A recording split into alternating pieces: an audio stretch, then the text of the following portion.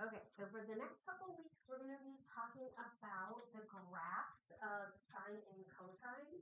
Okay, so I want you to put your other stuff away. We are going to be talking about different patterns with the graphs of sine and cosine. So the first thing we need to know is that periodic functions are functions that repeat.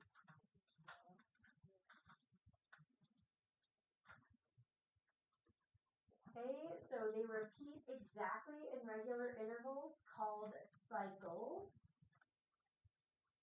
And the length of a cycle is called its period. So have you studied waves yet in any of your science classes? Yes? Okay, so these are very similar to that. And we are putting the fun in periodic functions today. Okay, so if it is periodic, it will repeat. Okay, one cycle is the same thing as one period. And one way that we can measure those is to go from the maximum to the maximum value.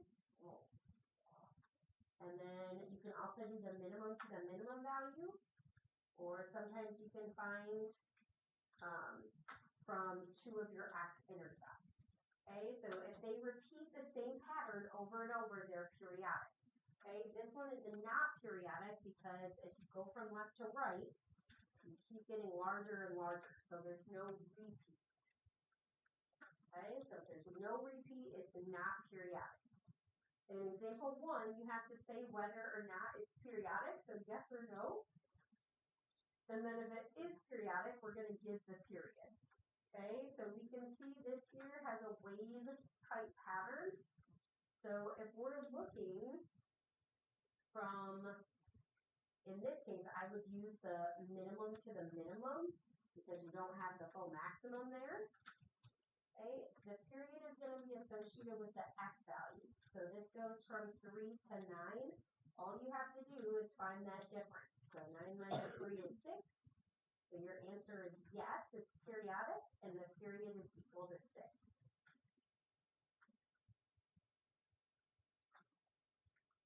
Okay, for B, this is called a step function because they look like little stairs that are going up. Okay, that's something that you'll look at in pre-calc if you take that next year. So with this step function, it just keeps continuing going up. It does not repeat. So this is a not periodic.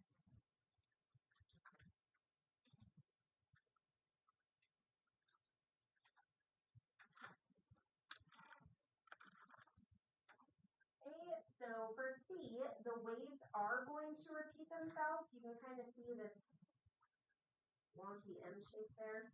Okay, but it might be difficult to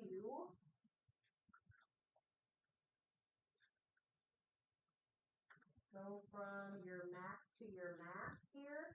If you look, this is a little bit past negative pi. This is a little bit past 0. So from negative pi to 0, the distance we would say is pi. Okay.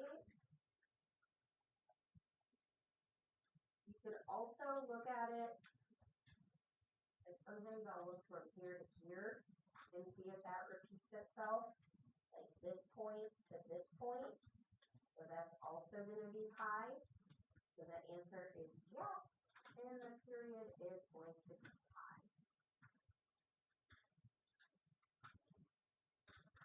Okay, so based on A, B, and C, I want you guys to try D and E. So state whether it's periodic or not, and if it is periodic, then you're going to find what that period is.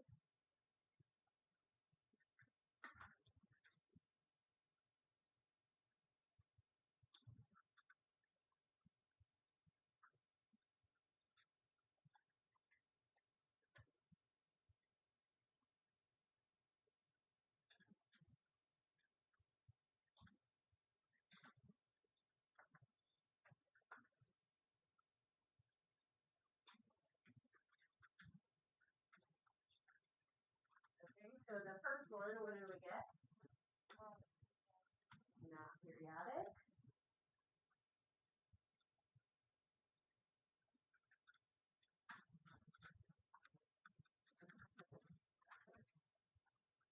And then E, we can see it is periodic, so I want you to find the period.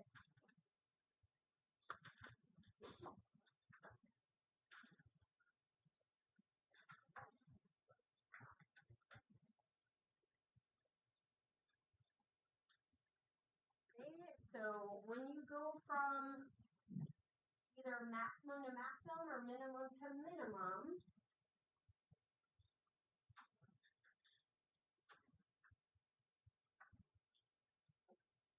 we're here and we're here, this would be a maximum to a maximum. What is this value if this is pi? Pi over 2. Yep, half of pi is pi over 2. And then between 2 pi and 3 pi, I'll help you with this. So this is 1 pi over 2. This is 2 pi over 2. This is 3 pi over 2. This is 4 pi over 2, which reduces. This is 5 pi over 2. So if you're going from 5 pi over 2 to pi over 2, if you subtract those, okay, so we're going by pi over 2, so 1 pi over 2, 2 pi over 2, 3 pi over 2, 4 pi over 2, 5 pi over 2. If I subtract, I get 4 pi over 2. What does that reduce to? Yep, so your answer should be yes, and your period is 2 pi. Okay, now I saw some people put down pi, so you might just be using the x-intercept and using it too soon. Okay, the wave is going to have one crest up and then one that goes down. So if you are using the intercept, you can't go from here to here. You're going to have to go all the way to this part. Okay. All right. So our focus today is to talk about the patterns of sine and cosine. And now that you've done your intro packet, you should have some practice graphing those and understand some of the connections to the unit circle. Okay, so the sine and the cosine, as well as the tangent, which we'll talk about later on, those are all periodic, and you can graph that by looking at the unit circle and using what coordinates? For the sine, you're going to graph it and use what coordinates? Your y coordinates. Okay, so you can graph this function by using the y coordinates from points on the unit circle, where the independent variable represents theta in standard position, and f of x equals the cosine can be graphed using the x coordinates. Okay, which is exactly what you did yesterday and today. Okay, so in this diagram below, they are showing you some values for theta and the corresponding y values. So the first one is pi over 3, and then you might notice on this drawing that this is pi over 3. So the point at pi over 3 is 1/2 root 3 over 2. Okay, if we're graphing sine, are we taking the x or the y? Yep. Okay, and so that is what is on your chart. Okay, that's how they're going to correspond. Then they do the same thing at 5 pi over 6. So at 5 pi over 6, you have negative root 3 over 2, positive 1/2. So again, if you look at the y coordinate, that 1/2 is going to correspond to your output. Okay, so your input values are theta, your output values are the y. Okay, and then we have 4 pi over 3. Okay, so that point is going to be negative 1/2, negative root 3 over 2.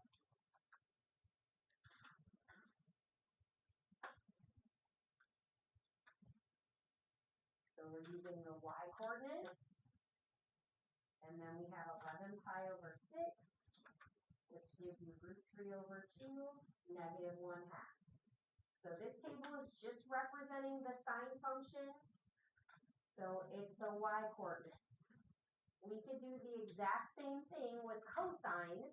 Our inputs would be the same, and then our outputs would be all of the x coordinates.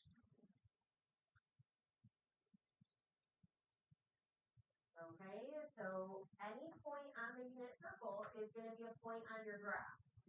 I don't know about you guys, but I don't want to graph root 3 over 2. I don't want to graph root 2 over 2 if I have to. Okay, so instead, what we're going to do is we're going to focus on some simple points to graph, and that's going to give you in your packet. So your input, which is going to be your theta value, is what we're going to have here. And then what we're doing is we're plugging in theta to sine to evaluate. Okay, so when you plug in 0, the sign at 0, to figure that out, I had you guys use your unit circle. So at 0, your point is 1, 0. So what is our y value? 0. Okay, the other point I had you use was pi over 2. At pi over 2, your value is 1, the y value. Okay. The next unit we had was pi. And at pi, the y is 0. Do you guys remember what we did after that? We did 3 pi over 2, yeah, which is negative 1. And then we went back to 2 pi, which is the same as 0. Okay, with periodic functions, you are always going to start and end at the same value. Okay, so on the graph here, they have the points that we mentioned here. When we graph these points, we're going to focus on 0, 0, pi over 2, 1, pi 0, 3 pi over 2, negative 1, and then 2 pi 0. And then when we connect those, we connect them with a curve. So we're going to curve through here. We're going to curve through there. Okay, this is one cycle for sine. Okay, so this is one cycle for the sine function. Okay, you guys also got a preview of the amplitude and how to find that. So when you are finding the amplitude, the definition is that the amplitude is half of the difference. So the amplitude of sine and cosine functions is half of the difference.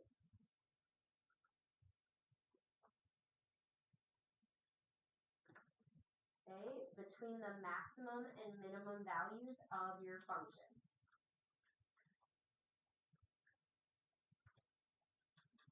Okay, something else we need to note about the amplitude is it's always positive. Okay, so you'll be identifying the amplitude, and that's always going to be positive.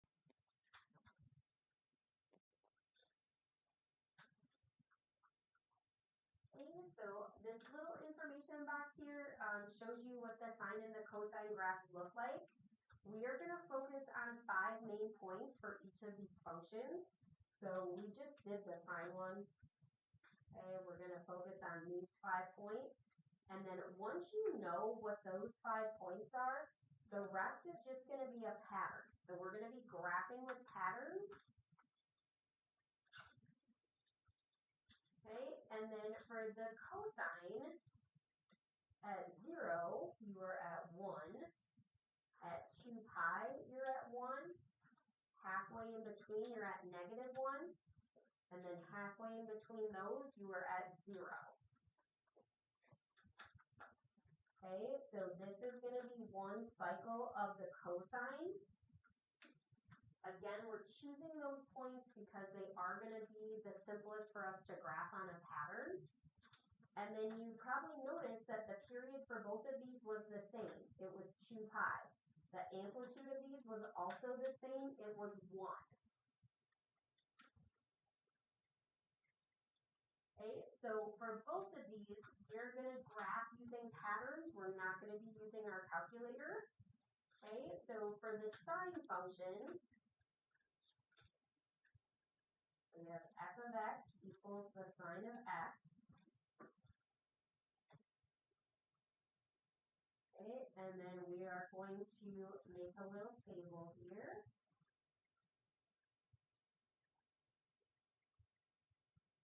Okay, you you are always going to start at 0. Now, we ended at 2 pi. The reason why you end at 2 pi is you end at your period. So the period of sine is 2 pi. And then in the middle is going to be your halfway point. So if you go halfway between, you're at pi. Okay, and then you do half of the half. So halfway between 0 and pi is pi over 2, or half of a pi. Between 1 pi and 2 pi, just think about between 1 and 2, it's 1 and a half. The way we write that is 3 pi over 2. 3 over 2 is 1 and a half. Okay, now we know what these points are. We've talked about them several times today. 0, 1, 0, -1, 0. Okay, that's exactly what we wrote above.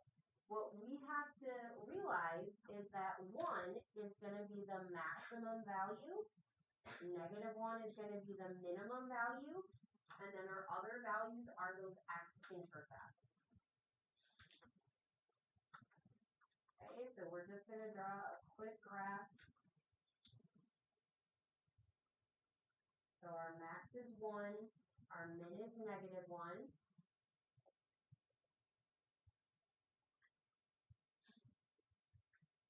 Okay, and then I have pi over 2, pi, 3 pi over 2, 2 pi.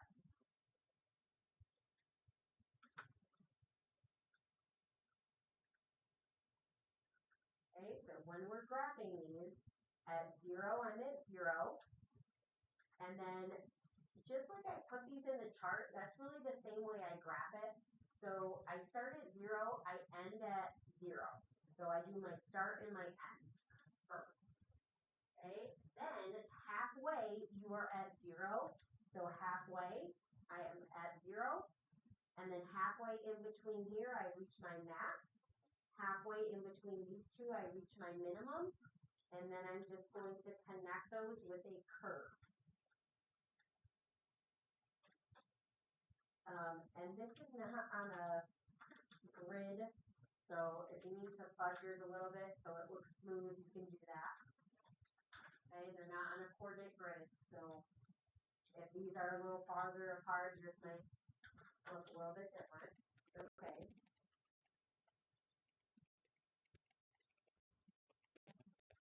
And we're going to talk the patterns for the cosine.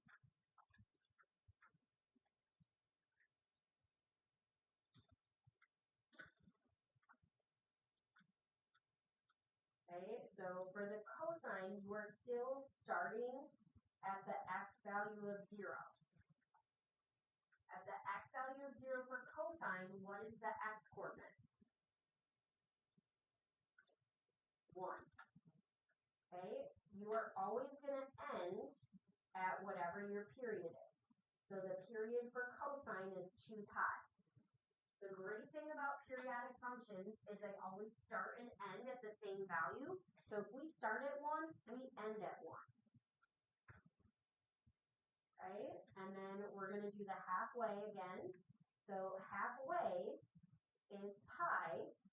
And then let's look at our graph above here. So halfway at pi, where do we go? We're at -1. Okay, so that means we start at the maximum, we end at the maximum, and halfway is the minimum. Sorry, you can just write it. Okay, so now when you do your halfways, so you have pi over 2 and 3 pi over 2, that is where your intercepts are going to be. Okay, so you have 0 and you have 0.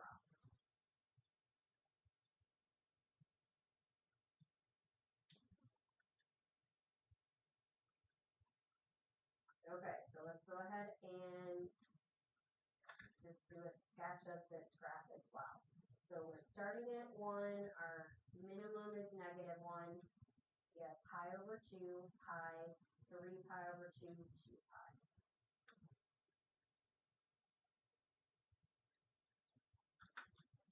So I'm starting at my maximum, that's my first point. I am also ending at my maximum. That's the point I'm going to graph next. Halfway in between, I go to my minimum. And then halfway in between those, I'm going to do my intercept. When you connect these, this is going to be a curve here. This is going to curve through, curve back up. And then just keep in mind, this does not go past that point. It's going to start curving back down. Okay, this is the first point of it. Right, sometimes I think of this like a Texas Longhorn shape, and then this is a wave, one up, one down. Okay, this is one cycle of sine, this is one cycle of cosine. If you were to shift one of these graphs, they would look the exact same. Okay, and eventually we will talk about different shifts. Okay, but you have very similar points. Okay. All right. For the transformations, we are going to be using these parent functions to graph transformations of the sine and the cosine. Okay, so what we have to remember about the sine and the cosine are those points, and then we're going to manipulate them based on the transformation. Okay, so A is going to indicate a vertical stretch. If you have a vertical stretch, your absolute value is greater than 1. Okay, and then if you have a compression, the absolute value of your A value is between 0 and 1. And notice that that says it changes the amplitude. So anytime you have an A value, that is going to affect your amplitude. Okay? If your A value is a negative, that means the graph is reflected across the x-axis, so there's going to be a flip. And then the last thing is the value of B. That is going to change the period. Okay, so the value of B is a horizontal stretch or compression. So a horizontal stretch / compression. And anything that's horizontal affects the x-axis. Anything that's vertical affects your y values, which is your amplitude or your max and your min. Okay, so in this information box, they give you the form of what your functions are going to look like. And it does tell you your x value is going to be in radians. The amplitude value is just the absolute value of A. Again, we have to remember that the amplitude is always positive.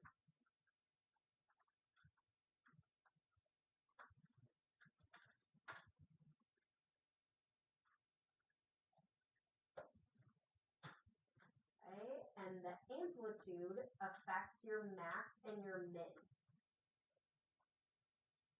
So it affects the max and min of your graph.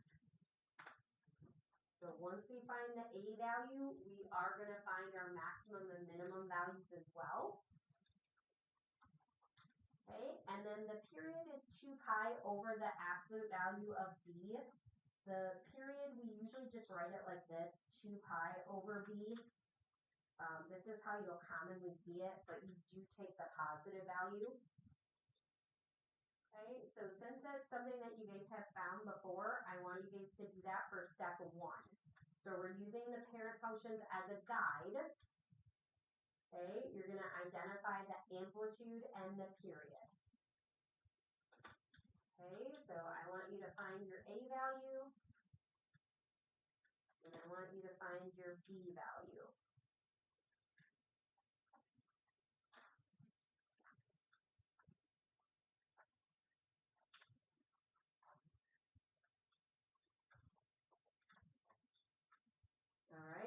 you look at this, where is A located? What did you say? The A is where? Yep, before your sine function. So in this case, it's 1/2, and it's this 1/2. Okay, so this is your A value. So that's the amplitude. Your amplitude is 1/2. Okay, so what is your B value? It is also 1/2. And we're going to label it so we know which one is which.